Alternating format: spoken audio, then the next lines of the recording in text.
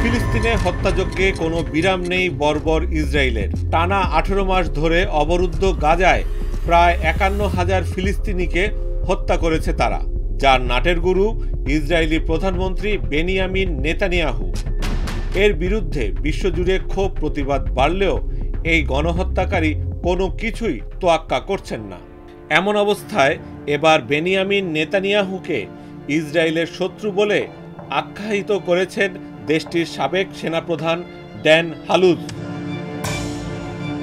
হালুজ একথা বলেই থেমে থাকেননি, তিনি বলেছেন নেতানিয়াহু ইসরায়েলের নিরাপত্তার জন্য সরাসরি হুমকি স্বরূপ।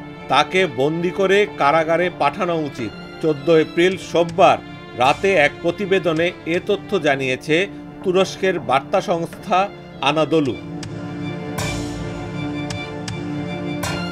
আনাদোলু জানায়, ড্যান হালুজ ইসরায়েলি চ্যানেল 12কে বলেন, একজন শত্রু যে ইসরায়েলের নিরাপত্তার জন্য সরাসরি হুমকি স্বরূপ এবং তার নাম বেনিয়ামিন নেতানিয়াহু।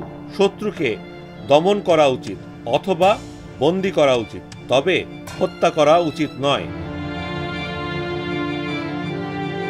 হালুজের এই মন্তব্যে প্রচণ্ড ক্ষেপেছে নেতানিয়াহুর দল লিকুদ পার্টি। দলটি বলেছে এই মন্তব্য গণতন্ত্রের বিরুদ্ধে গুরুতর উস্কানি, যা কিনা প্রধানমন্ত্রীকে হত্যা করতে চরম বামপন্থীদের উৎসাহিত করবে। লিকুদ পার্টি আরও বলেছে, ইসরায়েলি সেনাবাহিনী IDF এর ইতিহাসে সবচেয়ে ব্যর্থ চিফ অফ স্টাফ হালুজ। তিনি প্রধানমন্ত্রীকে শত্রু বলেছেন, বরং হালুজকেই বন্দী করা উচিত। তিনি যা বলেছেন এটি মত প্রকাশের স্বাধীনতা নয়।